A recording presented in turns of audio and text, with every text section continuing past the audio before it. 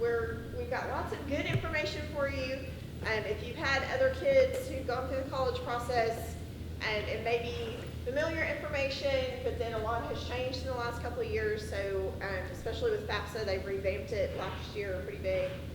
So there's a lot of new stuff too. So anyway, I want to thank you for coming, and I'm going to introduce Debbie Wiggins, who is from Bullard. She can tell you all about that. She's right here in the neighborhood. She's the Director of Financial Aid at TJC, and we are so appreciative of her coming out and doing this for us every year, so that we've got firsthand information on how this whole process works. So, then Ms. Clark is in the back. I'm Ms. Hunter. We're the counselors here. So, any questions that you have that come out of this meeting, you can contact us, and if we don't know the answer, we will find it or direct you to where you should go for that. So, anyway, without further ado, All right, thank you. Good evening, everybody. I was in this building not too long ago watching my granddaughter perform in a play here on this stage. So my mother attended Bullard, I attended Bullard, my sons, and now my grandkids will be attending. So Bullard is a family legacy. Love the town, love the small town, but it's been growing and changed a lot since those many years ago. And I like to share my knowledge with you guys for financial aid. I've been at TJC for 38 years. Hopefully we'll be retiring one of these days soon. But I still love to come out and do this and answer questions for you guys, which brings me to my next thing. I would like for you to ask questions as we go along. So if you have a question, just raise your hand and I will answer any questions as we go, because 9 times out of 10, the questions that you ask sometimes make me remember something I should have already mentioned. So it helps me as much as it helps you as we go along. So we're going to start off. The first of all, the financial aid, the FAFSA, is going to have to be done every year. But the FSA ID is something that is required for the student and a parent, at least one parent, possibly both parents. This FSA ID is used to actually sign the FAFSA, but it's also used to access the federal department's websites, and so that may be needed for many years down the road. If you have more than one student coming through to do the FAFSA, then you'll be able to use your FSA ID for your second student that comes through to do the FAFSA. And you cannot use the same one. Both the student and one parent at least, maybe both parents, have to have their own. Ms. Hunter mentioned lots of changes over the last couple of years for this year, so you guys are coming in at a good time. They now have real-time identity verification on those FSA IDs, so no more waiting 3 days to actually get the FSA ID and then wait 3 days to do the FAFSA. You can do them immediately, but we recommend that you go and get the FSA ID first, both the student and the parent, in order to have that ready to go, that you've confirmed that identity well in advance, and make sure, because you will have to use it in the future for future FAFSA years, for future access to the websites, that you save that username and password somewhere where you'll be able to find it when you need it. And only the owner should create that FSA ID. So you parents, do not create it for your student. They need to create it on their own. We see a lot of mistakes happen when the parent or the student is doing something for the other, because you get confused on when it says date of birth, you might accidentally type in your date of birth when you're supposed to be typing in the student's. So we see lots of mistakes when that happens. Plus, they are the owner of their college information and have to give you permission to access that, even though they're considered your dependent. They need to be in the know about the process so that they can handle their business just like you would handle yours. And you'll see after, when we get a few more slides down the road, that you don't actually have access to see their section of the FAFSA. You can only see your parent section, and so they would have to log in and show you those pages if you needed to see something. Some helpful information about the FSA ID. You don't want to include personal information, date of birth, anything like that. It does ask for the email address, and it does have to be verified. That, again, the parent and student cannot share an email address. It has to be a unique email address between the two. Don't for you students, don't use your high school email address. You will have to have access to this in future years after you graduate high school, so you want to make sure that you continue to have access. And the email address can be used as a username. Did I see a hand back there? Did you have a question? Yes, date of birth.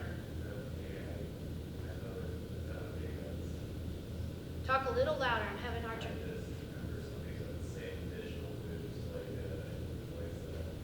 Okay. Phone number. Phone number is required and it has to be verified. Again, the parent and student cannot use the same one. It will not accept foreign phone numbers. And again, that can be used as the username. Parents who do not have a social security number can request an FSA ID. And there's a special process. That checkbox there on the right-hand side, I do not have a social security number, would have to be checked in that process. And in that case, when they do their FSA ID, the mailing address is required. If you do have a social security number, it does not require the mailing address. So there's a little bit of difference there when you apply for that FSA ID. Now, this is not as prevalent as it used to be, but wanted to give you the correct website to go and complete the FAFSA. There used to be some spamming processes out there, some companies that would charge you to fill out the FAFSA, and so this is the correct website to go to, studentaid.gov. The Department of Education kind of broke a record this time because the current FAFSA, the 26-27 FAFSA that you guys will need to fill out for next fall is already out. The published date is October 1st, but they came out last week with it, and so it's out a week early. And so that's good because last year they were late getting it out, and also the year before. So when I say last year, I mean this year. 25-26 and 24-25 were delayed in coming out. And so I've got a screenshot there for you to see that. Want to make sure that you actually complete the correct one. We have some seniors because the 25-26 and the 26-27 are currently available. Sometimes they fill out the wrong one. But I like the way they've done it because you can see the 26-27 is front and center up there in kind of larger font, and right down below it, it says, do you need to do a 25-26? So I think it'll be less mistake prone the way they have it on the screen, but just know that 25-26, if you seniors are going to come to summer school and need to apply for financial aid, it is the 25-26 FAFSA form that you would complete for that. So if some of you are going to get a jump start on college and go in the summer, then you would need to do both of those actually. And hopefully all of you are coming to TJC. We're a very economical option. They have lots of transfer programs. I like to give the example of my sons at this stage. One graduated in 2005, and I think the other one in 2008 here from Bullard. My 2005 son is a mechanic, has his own shop in Jacksonville, but worked for the city of Tyler for about 20 years. He actually got a job with the city of Tyler his second semester in at TJC because they were looking for auto mechanics there. And so he worked for them and then opened his own shop. My youngest son transferred from TJC to Austin UT, to Texas, and he is now practicing MD in the Athens area. So TJC has something for everyone. If you want to go into a vocational technical side of things, we have lots of health related programs. Our theater program is the bomb.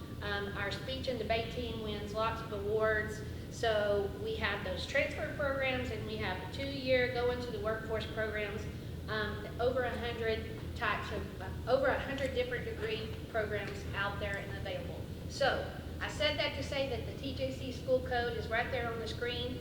You will need to put on the FAFSA the schools that you plan to attend and send your FAFSA to. You can put up to 20 at this time. Some of you may not have decided where you're going to go, so you need to send it to multiple schools in order to have it ready to go when you do decide.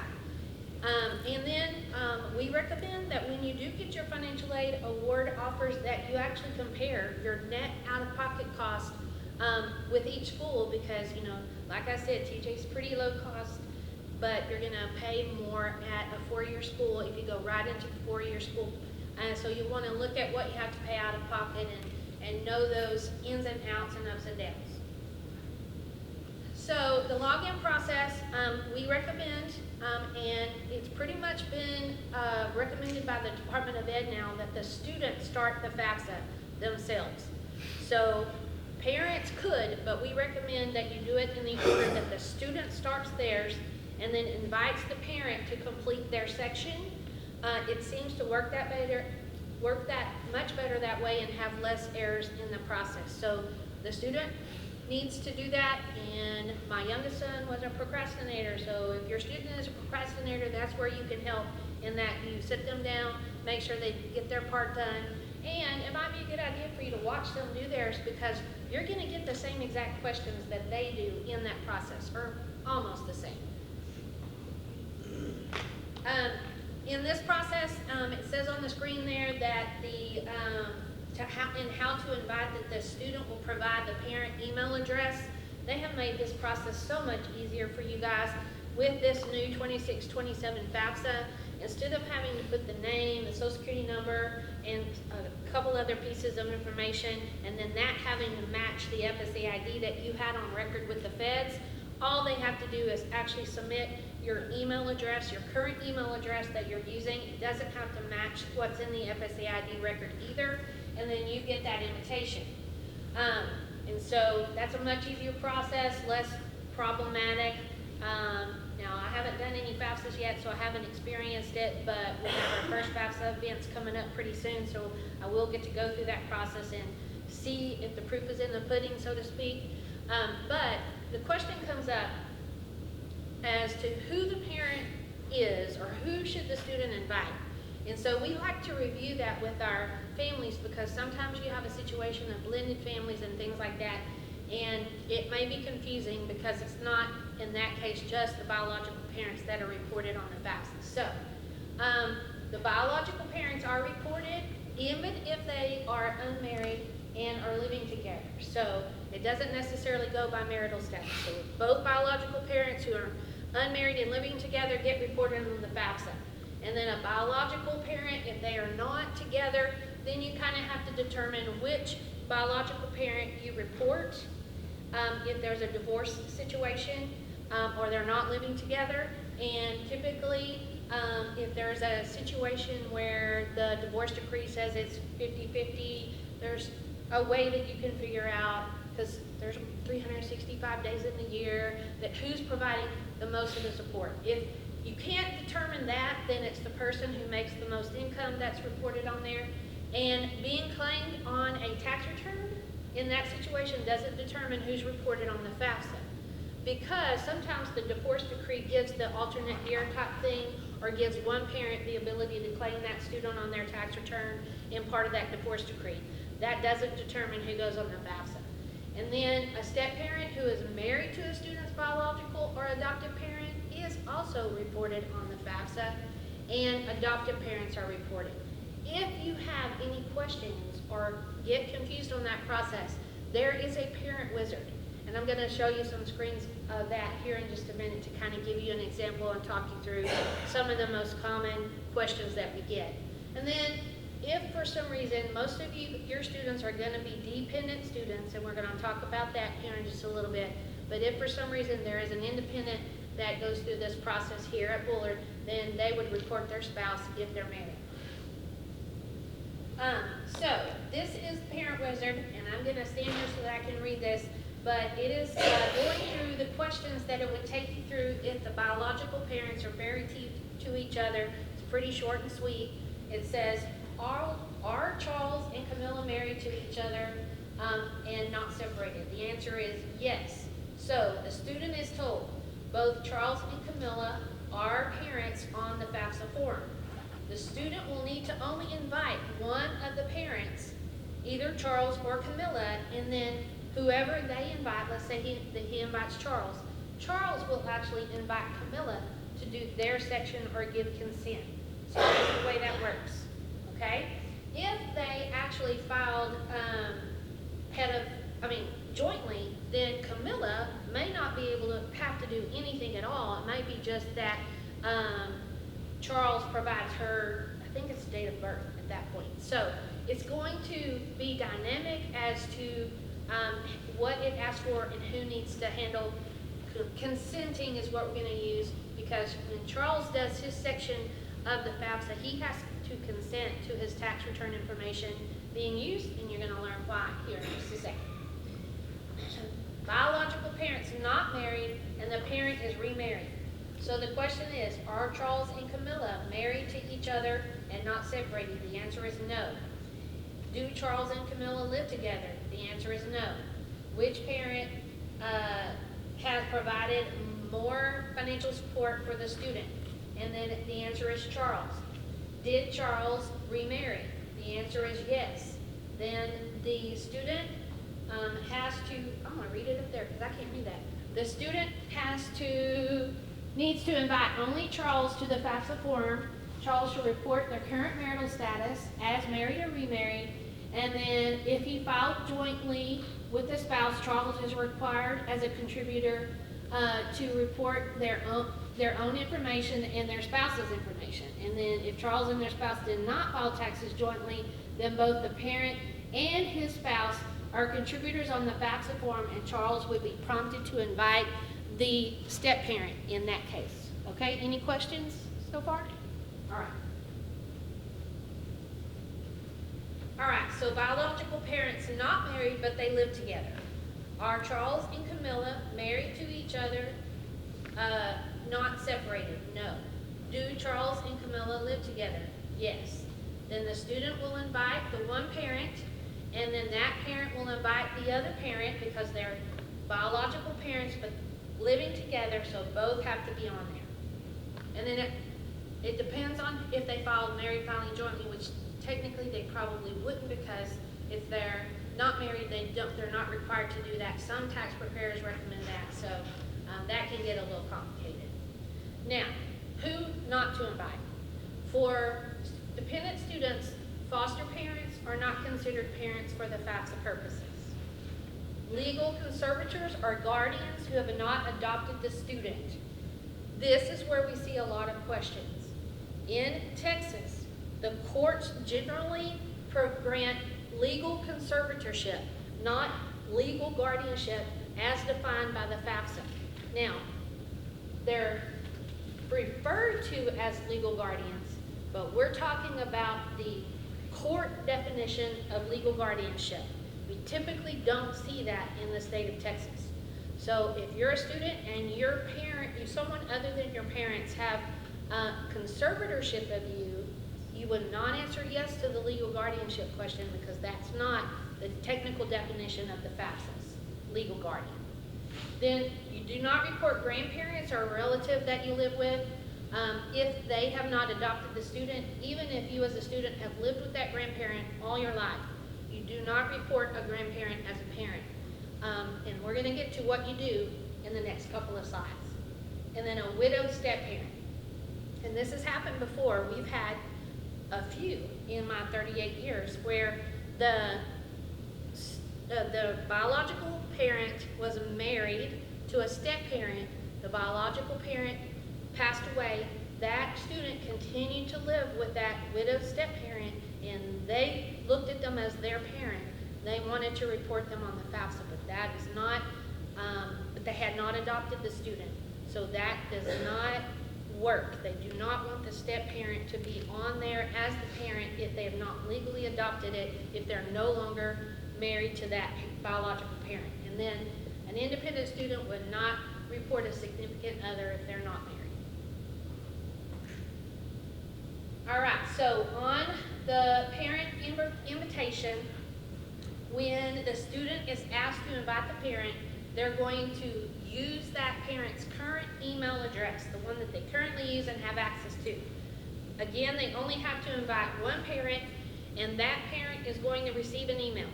There's multiple ways that the parent can go in and complete their section.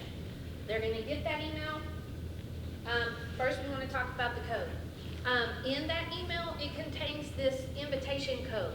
And that invitation code is key to being able to complete their process. Okay, so that student should keep up with this email so they have access to that code. There's also a link, it says copy link there. So in the next slide, we're going to talk about the 3 ways that the parent can actually access the FAFSA and do their section. One is they can click on the accept the invitation in the email. There's a screenshot right there. And then it takes them to the studentaid.gov website to log in using their FSA ID. And then once you get into the studentaid.gov and you've logged in, there's this accept an invitation for 2627 FAFSA form. You click that, and then you provide the code, or you can just use the invitation link that the student sends to you. So I feel like the easiest way would be to click on accept invitation and then put in your code. Again, haven't done any FAFSAs yet, so I haven't seen the process in action, but I feel like that would probably be the simplest way. But you have multiple options there on being able to get in to see and do your section of the FAFSA. The direct data exchange is a new thing, relatively new in the last few years, but basically it has streamlined the FAFSA process, and we have been very pleased with this process and how it has improved the FAFSA completion process. So basically it is taking an individual taxpayer's tax information and magically inserting it into the FAFSA behind the scenes. It connects it all together behind the scenes. You don't have to, back in the olden days, as you might say, you had to type everything in. And then that kind of got complicated. It was error prone. And then not too long ago, the last 2 or 3 years prior to this data exchange, which is only like 2 or 3 years old, I can't keep it all straight, you had to actually give permission for it to be transferred in to the FAFSA, and you had to make sure everything was correct. This all happens behind the scenes. You don't have to worry about it. You just have to give consent. So it should eliminate the manual entry, but in some cases there are situations where parents and students might have to manually enter in. If the parent is a contributor without an SSN, they will have to manually type in their tax information. So, and consent, that's what I mentioned that before, consent has to be given. So the student in their process, if they're a tax filer, has to consent for their tax information to be DDX'd into the FAFSA, and a parent of a joint return has to give consent. If the parents didn't file a joint return, both parents have to give consent. Even if one parent is not a tax filer, the fact that they are not a tax filer has to be transferred in, and you have to give consent to do that as well. So that consent is very important because at some point in time, I have that if the consent is not given, then the FAFSA will not process. I think that's on my last slide. Yes? So if you have parents that are not married but are remarried, right? And the step parent does not set up the first thing you said? The FSA ID? Yeah. But they are going to have to accept if you file separately and have to give the consent. Okay. Just Yes. make sure I was following that. Yes. So in that process, the first question is which of the parents needs to be on the FAFSA, Right. and then it's their spouse. So if their spouse doesn't do the FSA ID to provide consent, the FAFSA will never process. Was that your question? I think so. Okay. We're going to talk, I think, a little bit more Okay. about that. Okay, now, this is what I talked about, determining who is an independent student, okay? To be an independent student, you have to be 24 or older, you have to be married, or in active duty in the military, or a veteran.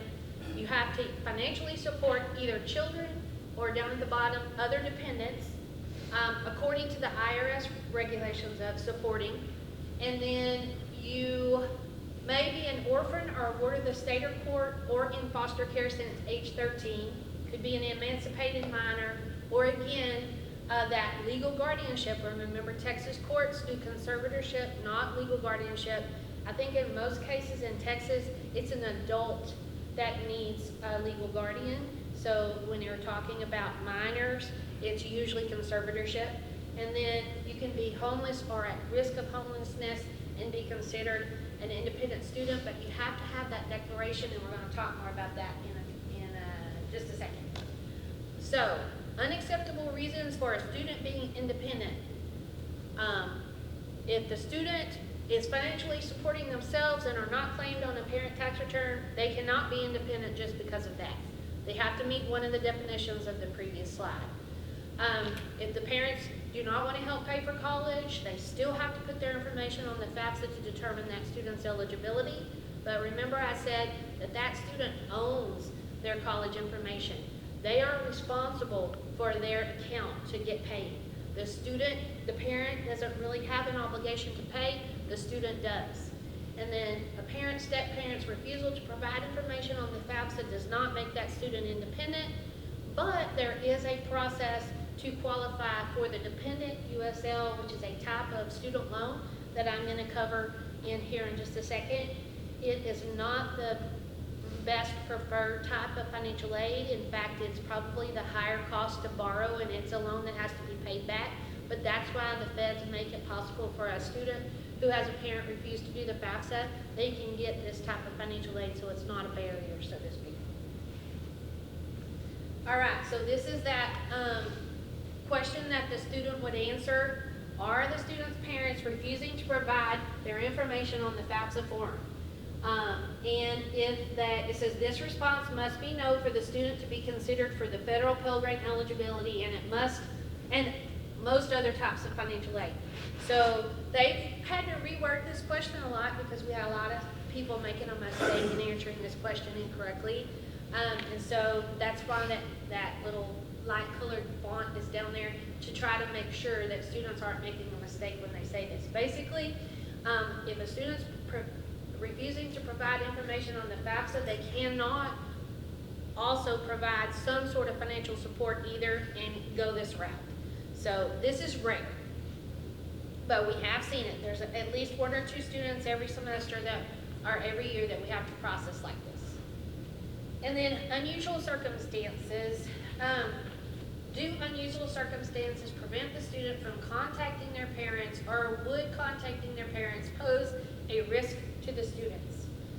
This may be a situation where a student living with relatives or a grandparent may come into play here. If that student cannot contact their parents because there could be harm in the situation, then this is the route that they would take. They would say yes to this, and the school would then take over and get extra documentation from the student, because they would have to document how contacting their parents would pose a risk. In some cases, you may not even know where your parents are to be able to contact them. So that kind of documentation has to come in, and then that student right there may not be 24. They may not be married. They may not fit that definition of being independent, but when the school approves this unusual circumstances, they become an independent student at that point and would not have to report parent information. The feds don't want that student having to contact their parents if it would be put them in harm's way, basically. Legal guardianship. So again, the court order has to specifically say legal guardian, and that the legal guardian named in those papers are not the parent.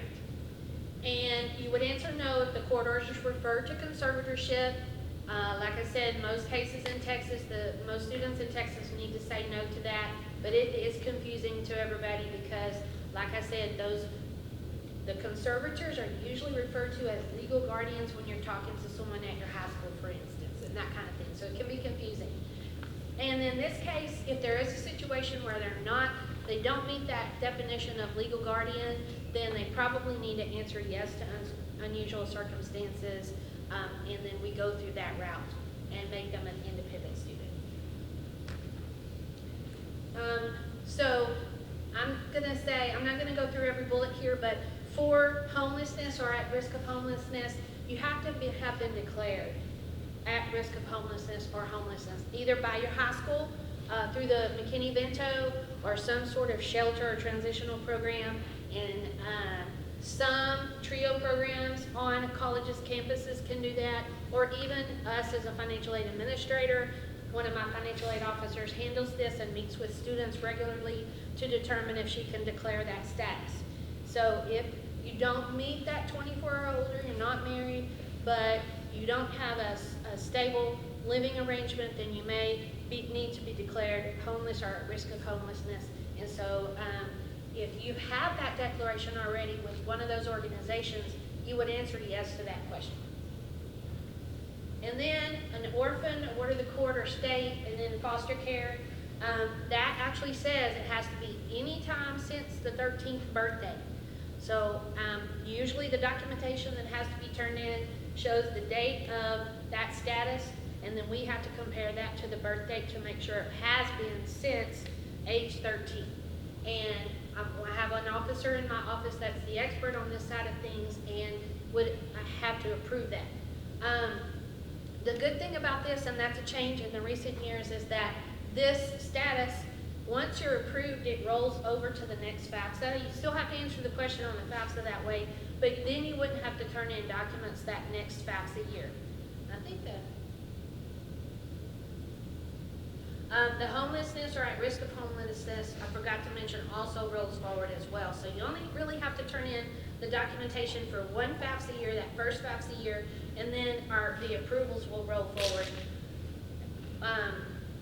at the same school. So if you go to a different school, you may have to turn in documentation for an approval for that.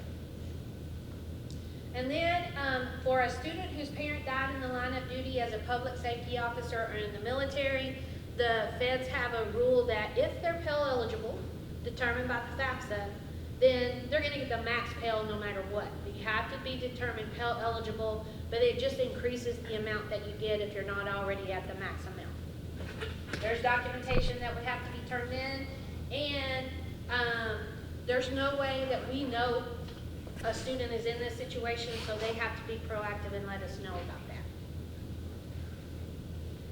So on the parent section of the FAFSA, basically I said it might be a good idea for you to watch your student do their section because you're asked the same questions. But this kind of outlines what the parent has to do on the FAFSA. You have to confirm your identity and contact information. If it's not correct, you would update it in your account settings for your FSA ID because it's actually put into the FAFSA from that side. And then you have to provide your consent and approval to use that federal tax information. I may refer to that in the future, my future words as FTI. And then so your demographics, the marital status, state of legal residence.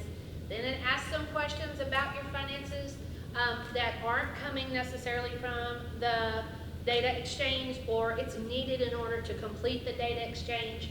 And then on the parent who is actually invited first, they have to provide that date of birth for the other parent, and then depending on what you say in that, other information may be needed. So that's kind of everything at a glance. Now we're going to talk more about the family size in the next slide, I believe. So your household size is determined by the number of people that you claim on your tax return.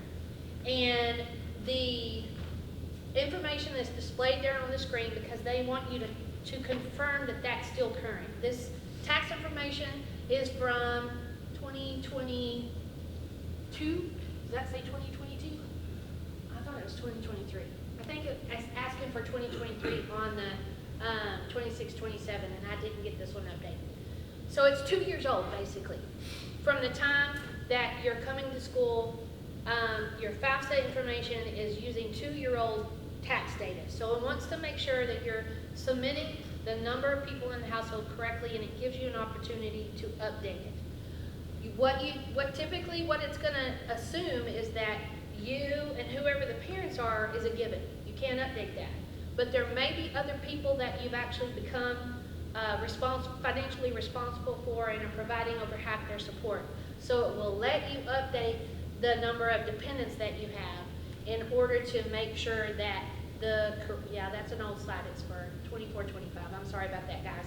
So it would let you update that, and then you would be able to have a higher number in the household than what you claimed on your tax return for that tax year that it's asking for. That number in the household is a key factor in that FAFSA calculation to determine if you're eligible for the Pell Grant or not. And when I overview the types of financial aid programs, we're going to talk about how eligibility is determined for each one of those and how the FAFSA plays into that. So, as an overview, who is in the family size? For dependent students, it's the student, the parent, and their spouse. The parent's dependent children, even if they live apart because they're going to college, and then other people if they live with the parent and are being financially supported. For independent filers, it's the student and their spouse, and then their children, even if they're away at college, and then any other people that they financially support. And you would only include, when you're talking about having to update that number of dependents, you're only going to include students that you're financially supporting during July 1st of 2026 through June 30th of 2027. So if that person is not expected to live, for the whole school year, then you may not need to include them in your household or update that household size if it's a temporary thing. Some more key information. Only one parent must consent to transfer the FTI from the IRS if the parents filed a joint return. Both parents must consent if they filed a separate return or one parent didn't file. And then refusal to consent from any contributor will cause the application to not process. And as I mentioned before, as a parent of your dependent student, you will not be able to see their section unless they log in and show it to you, because you can only see yours and they can only see theirs. So sometimes that's a good thing because the student won't be able to see your section either. They will be able to see there's FAFSA processing summary, which is a summary of the information in their FAFSA, because that is something that they're allowed to draw down from the website. Any questions? Now, I've talked about unusual circumstances. Now I want to talk about special circumstances. Because this tax information is 2 years old, a lot of things can happen in 2 years, and you may have had some significant financial changes in those 2 years. Your data is going to be exchanged into the FAFSA just like that from the tax return, and you can't make any changes to that. But as a financial aid administrator, we can.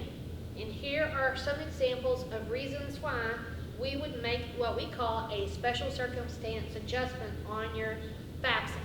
And the most common one that we see is the loss of employment or income. So if you were employed in a job for this tax year that's being provided, you've lost that job and now are no longer employed, or you were working in a job where you were paid significantly higher than what you're in now, then we can make an adjustment for you and lower that income that was reported on the FAFSA. And some confusing situations on the medical and dental expenses. Those medical and dental expenses have to be paid. It can't be something that you owe. So if you're paying a very large portion of your income out toward medical and dental expenses, you may qualify for some sort of adjustment on this. But that federal algorithm that calculates your eligibility does have some allowable costs built into it. So I think maybe it's like 12% of your income goes toward medical and dental expenses.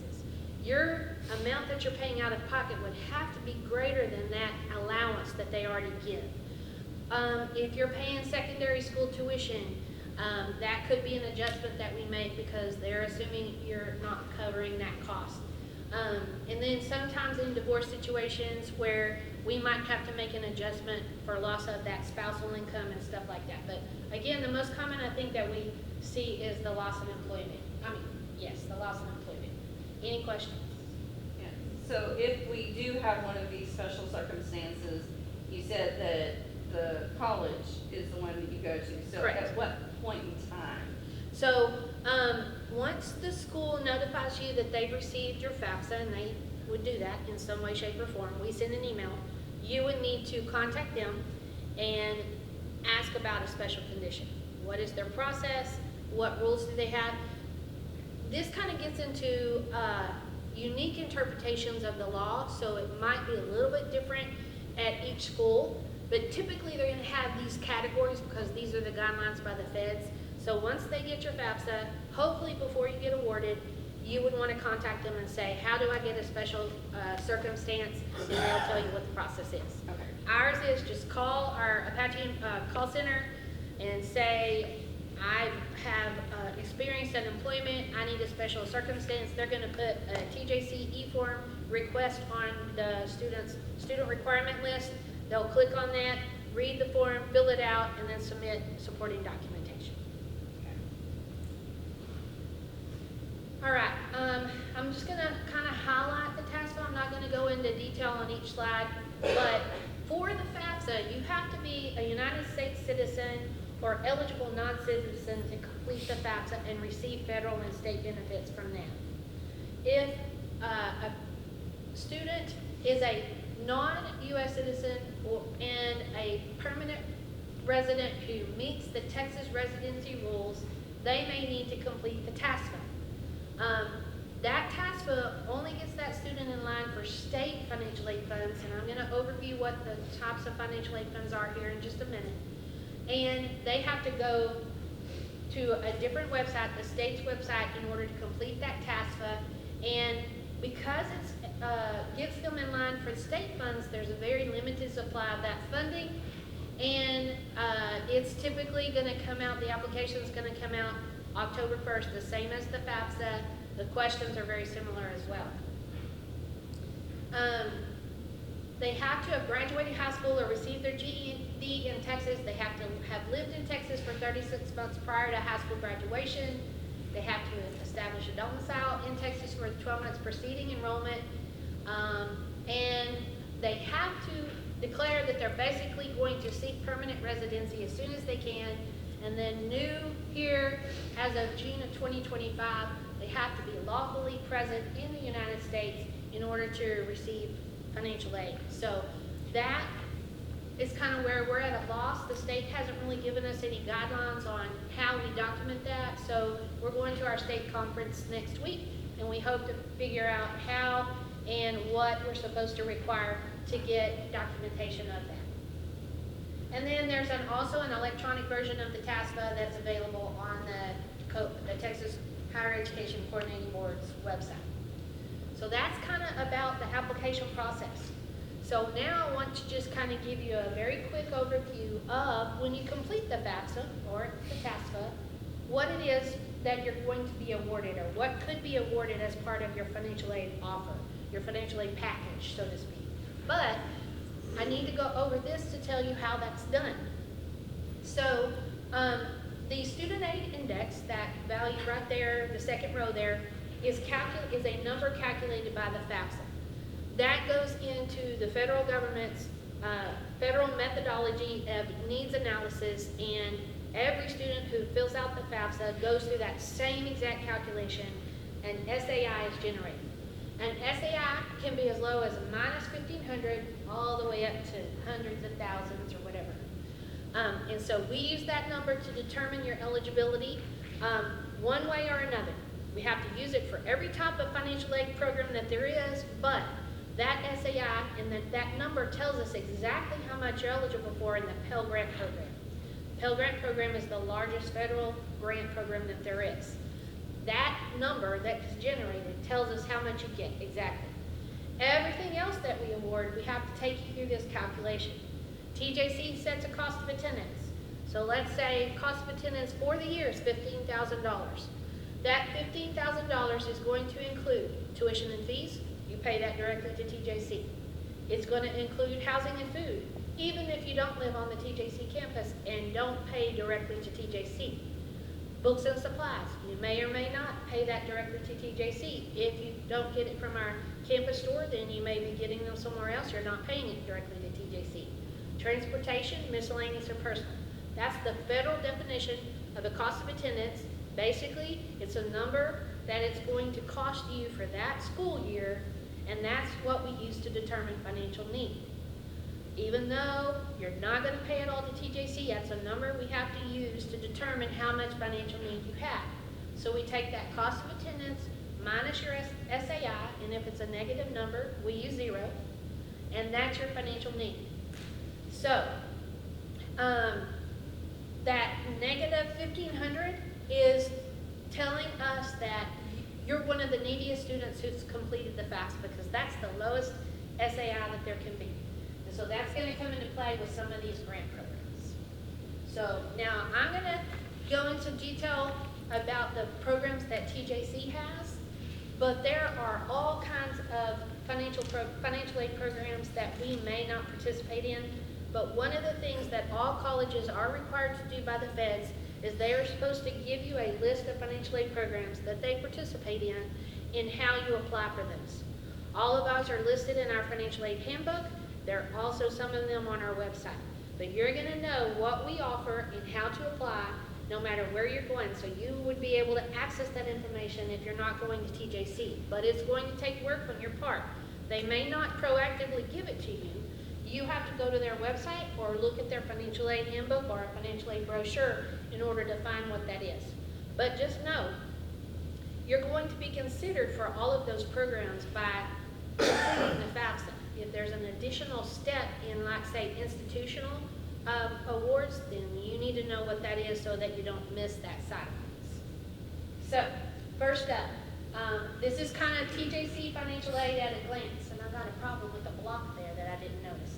That federal Pell Grant I've already mentioned, the federal supplemental opportunity grant, work study, federal direct student loans, the federal parent loan, and then we come down to the last row, state, Texas Educational Opportunity Grant, Texas Work Study, and the Texas Public Education Grant. So there's work study, both federal and state sources, okay?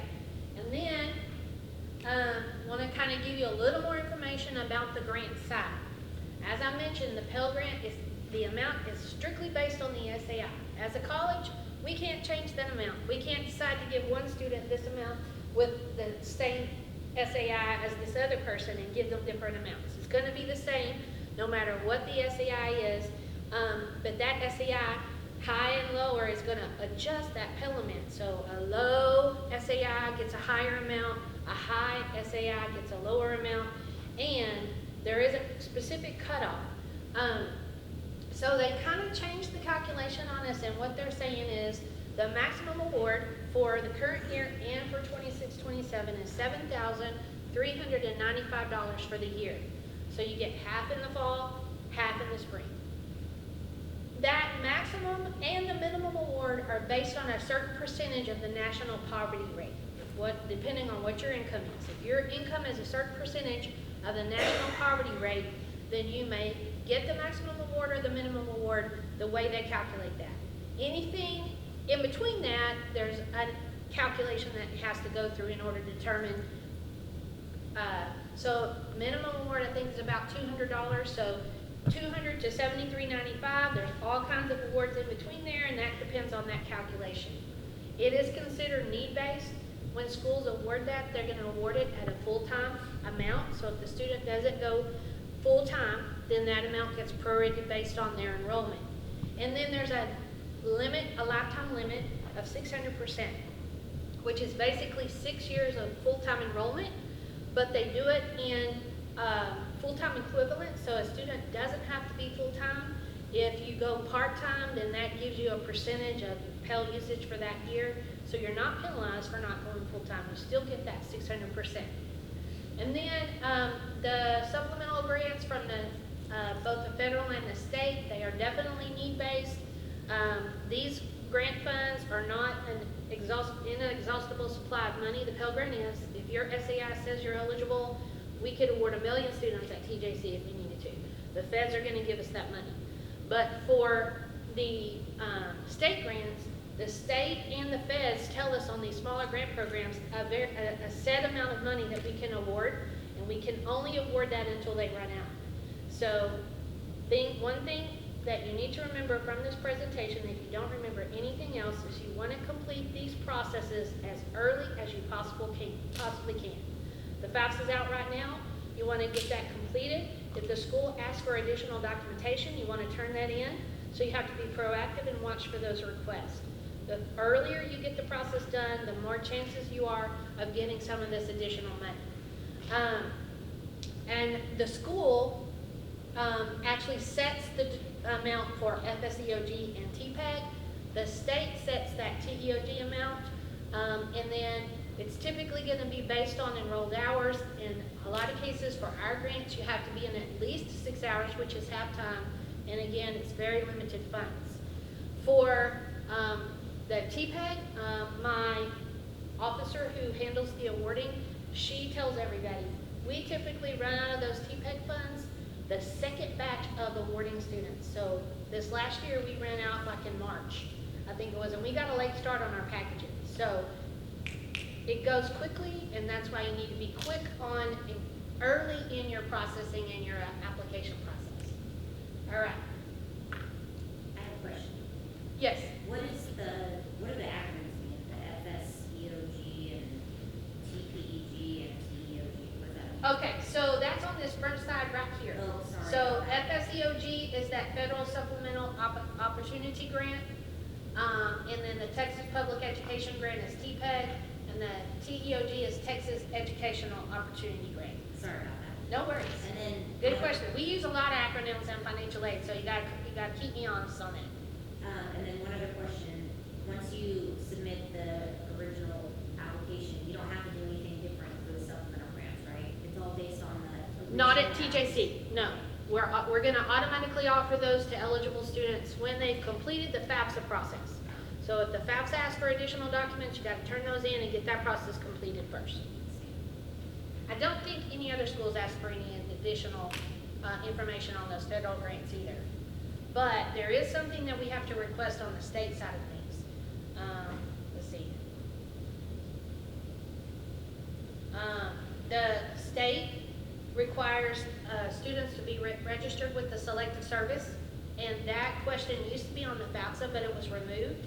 So now when we award a student a state grant, we have to collect from them a certification that they've registered for selective service. So that's a TJCE form that they would complete, and it would post on their student requirements list. The money would not authorize as a payment until they do that, but we award it and then ask for that document first. Okay. Federal direct loans. There are two types of student loans, the subsidized and the unsubsidized.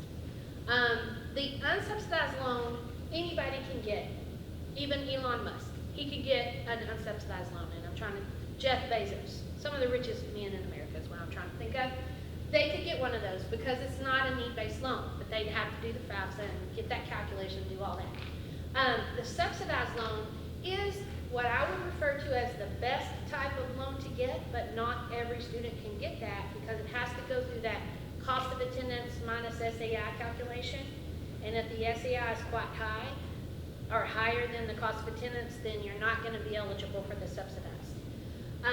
The reason that it's the best type of loan is that the interest doesn't begin right away, okay? The interest is deferred while you're enrolled in half-time or more, which is 6 credit hours. If you're a continuous student for a bachelor's degree, then you may not have to make payments on that loan for 4 years. So as long as you stay in 6 or more hours, you're not going to have to make payments on that loan. The interest begins as soon as the student exits school or stops attending those 6 hours, or if they go below 6 hours but are still in school, they still have exited school. And so then it starts 6 months after that. There's a grace period. It kind of gives you time to find that dream job and be able to make that loan payment. And then the loan servicer should be in constant communication with the student on that side of things. The unsubsidized, the interest is not deferred. Now, you don't have to pay it while you're in school because they know you're not working, you're going to school, but it does accrue. So it's going to build the balance of that loan, just like you're used to bank loans and stuff like that. Interest increases the balance that's owed. That's the way that's going to work. You do not have to pay it, but you can, but it does capitalize. And then students, that's the only option. That's what I mentioned on that. If the student says their parent refuses to provide their information and they go that dependent USL, that's the type of loan that they're getting. And that's the main difference is when interest starts accruing. They have the same interest rate, which we're going to talk about in just a second.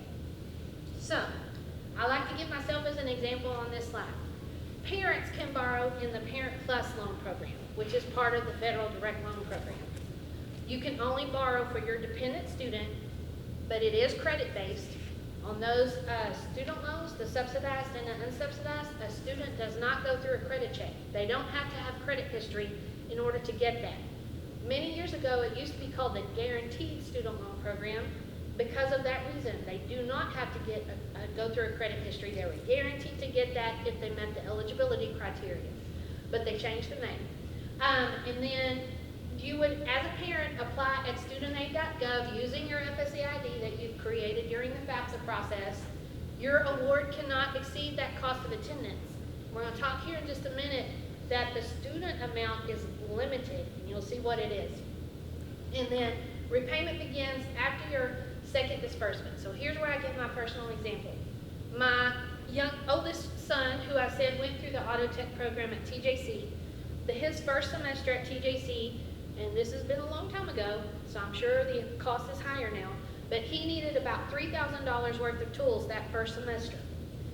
As a single mom, I had not invested or saved for his cost of education, his cost of TJC.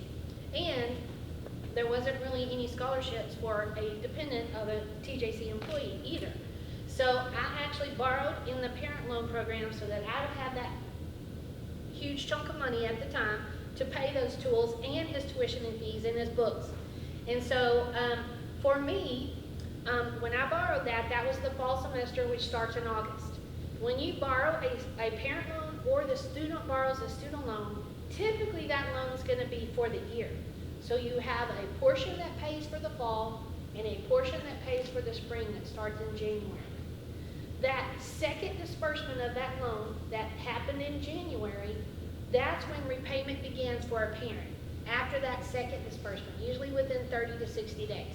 So I had to start paying on that parent loan in February or March of his freshman year at TJC.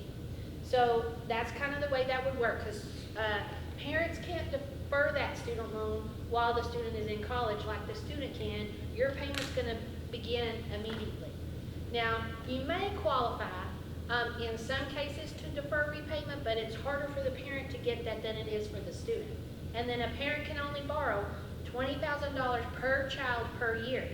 So if the cost of attendance, let's use SMU for example, is $80,000, you can still only borrow $20,000 for that year. And then you have an aggregate loan limit for that child of $65,000 for their college cost. If they get a bachelor's degree for the 4 years, you're maxed out at $65,000.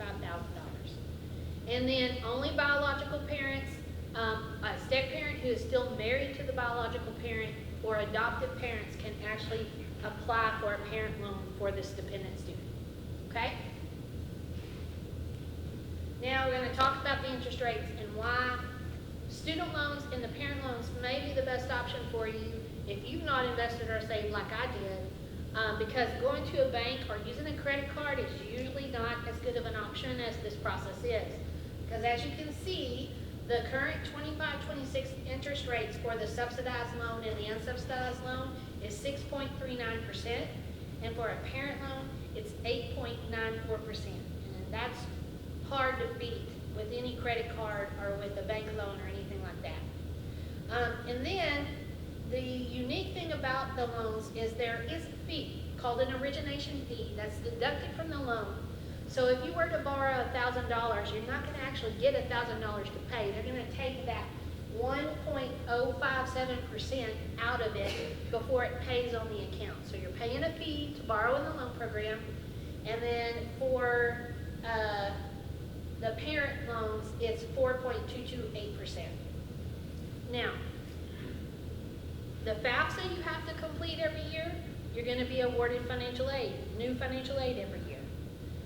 A new loan may have a different interest rate because the interest rates on these loans are set annually based on the 91-day T-bill, and they're usually set around July 1st on the most recent issuance of the 91-day T-bill. However that works, that gets really complicated, but we just know that every year they're going to publish the new interest rates on those loans, and we look for those and get those archived and have to program our system in order to do that. Any questions?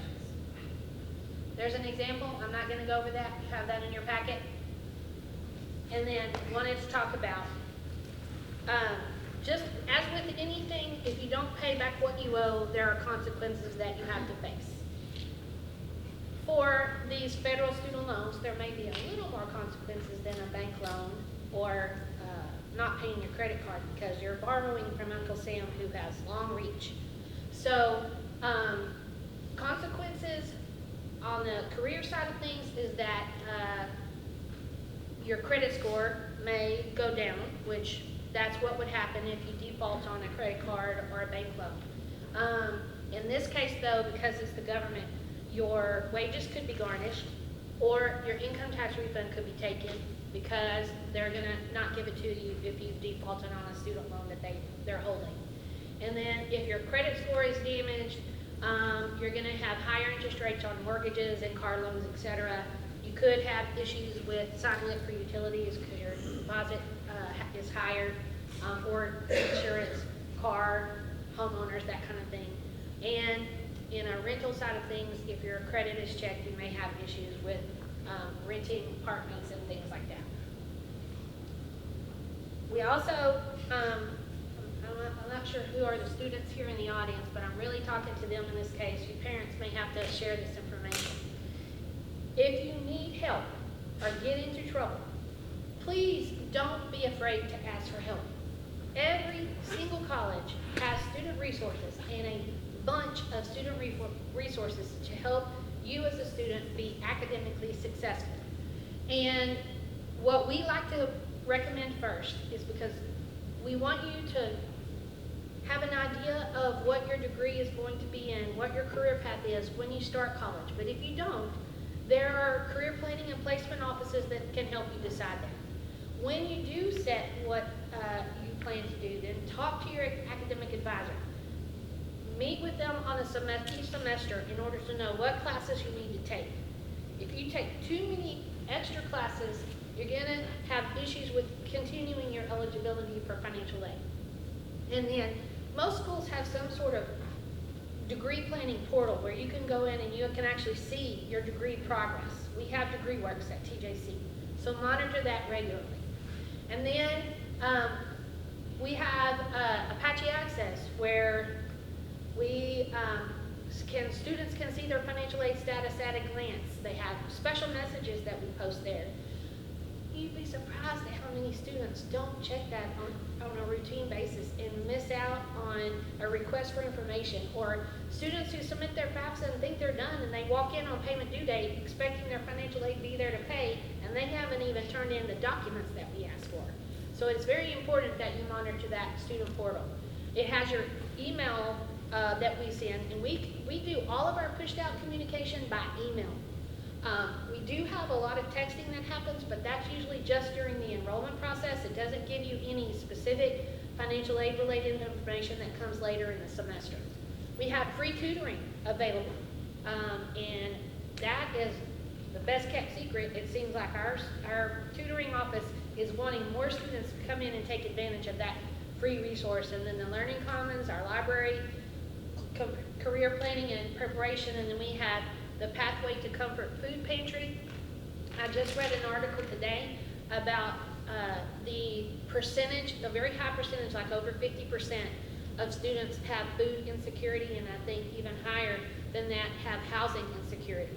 So there are options for students who need something to eat during the day, because if you're hungry, you're not going to do well on those tests, that kind of thing. So, and a lot of students avoid asking for help. You know, your professors, you're usually your first point of contact. Talk to them about it. Our Apache enrollment navigators, you can come by and talk to them, or you could call our Apache call center. But please don't be afraid to ask for help. We don't want you to get into a situation where you lose your financial aid because you haven't been academically successful. And you have to maintain a CE average at most schools, and your PACE rate has to be at a certain percent. At TJC, it's 67%. So that means that you can't withdraw from a lot of your classes. You have to complete those successfully in order to keep getting your financial aid. And then when I talked about meeting with an advisor, you have to make sure that you stay on track. You have a limited time frame to get that degree. It's measured in 150%, usually in credit hours. So if you have a 60 credit hour degree, you cannot attempt more than 90 hours and keep your financial aid. So you have that very small margin to be able to change your mind about a course that you're taking or change your major, that kind of thing. So you want to get on track and stay on track as quickly as possible. It does have a little bit of window there for students who aren't quite sure what they want to do. So I think that's it. Other than mention resources and contacting the Apache Enrollment Center. We have our enrollment navigators who are experts and specialists in each of those areas. We have our Apache call center specialists in each of those areas, and you can email us. There's a text number that we haven't given out, but typically they're going to contact you in the enrollment process. You'll already have it. And then if you come in person, you will have to show a valid ID. If you call, we're not going to share a whole lot of protected information over the phone. You'd have to get it from the Apache Access or that kind of thing. And as a parent, I've already mentioned, your student owns their TJC information or any college that they're attending. They have to give you special permission to talk to TJC or other colleges' staff about their financial aid. There's typically going to be some sort of authorization that you do. We call it our FERPA form. It's an e-form that the student completes in order to give you permission in order to ask questions. If you call and you're both on the line, we're talking to the student, that's okay. But if you call on your own, you're the parent, we have to have that form on file to share information with you about that kind of thing. And that is it. And I talk fast, but hopefully gave you some golden nuggets, as I call it. Any final questions? What's the last limit for a student? I did not have that. I told you I was going to give that to you, and I didn't have it, did I? I thought I had a slide for that. That's a correction I'm going to have to make. So, as a freshman dependent student, you can get $5,500 for the year. That's $2,750 for each semester. And then it goes up, I think about $1,000 for the sophomore level. Thank you for keeping me honest on that. You get any prepayment penalties for that? If they were to No. pay while going to school? Nope, not that I know of. But that again gets into the kind of the after the fact side, and I'm not an expert on that, but it's not, to my understanding, there is not. What's going to happen is when you accept a loan, you have to do 2 online processes. One is you have to do an entrance loan counseling interview, which basically is giving you information about being a direct loan student borrower. Then you have to do your master promissory note. All of that information is going to be put there for you guys to read. And then once you take that loan out, it's going to be assigned to a federal loan servicer. Those kinds of questions you definitely want to talk to that loan servicer about if the information you read in those 2 processes doesn't answer that question. But as far as I know, you can pay it off as soon as you want. Yes? If you were to go after this, what is the failing part of the financial aid? Say that again. You have such a deep voice, I can't hear you. I'm sorry. What is the failing grade in a college to lose financial aid? Okay, so now at TJC, and schools can set this differently, but typically the feds require you have a C average, okay? And in the GPA that we measure, it's a number, so it's a 2.0. But it's an average, so you're going to take a group of your courses and you're going to average it out to see what that is. So anything less than a C is going to get you in trouble on your cumulative GPA at the end of the semester. If it's less than a 2.0, you're going to have problems with that. But the good thing is the federal government gives us the ability to give a student a warning semester. We do that because we check SAP at the end of every semester. So as a freshman, you're coming into that fall semester. If you don't do well that first semester and your GPA is not at the 2.0, you don't lose your financial aid after that first term. You get it for a second term because we're going to warn you and say, hey, your GPA wasn't at the 2.0, but you're going to keep your financial aid. Just make sure you make high enough grades to make that up in the spring semester. Now, a lot of schools do that. Not everybody, but a lot do give that warning semester. Thank you. Any other questions? Are there any assets that we do not report? Like our home, that kind of stuff? 401k, that kind of thing is not reported. And then on the asset side, if you are a business owner or a farm and that kind of thing, there's some caveats to that, but the instructions in that asset question will explain that. Okay. If you own a business with less than 100 employees, that net value is not reported. If you live on and work on the farm, that's not reported. So there are some special exceptions to that kind of thing. Okay. But 401k, retirement plans are not reported. What about 529? That might have to be, I'll have to look that up. So let me do some checking right after we're done here. I can't remember. The rules on that have changed through the years, and I have a hard time being in financial aid so long, and I'm getting older now. I can't keep everything straight. Okay. Once you start the FAFSA application process, typically about how long does it take to actually do the application? And if you need to say you're 30 minutes into it, and then you need to step away, does it save what you've already entered? Yes, it does. However, it's not taking very long these days. We've seen students and parents complete their sections within about 30 minutes. So it doesn't take very long if you don't encounter any issues. So if you encounter issues, it can delay the process, but you can save it and come back to it. Hopefully that might change this time. Any other questions? Ms. Hunter, did you want to? Oh, I was gonna say, I think 529 we do report, Okay, good. and I've seen a lot of talk about those. Okay, good. Thank you for answering that.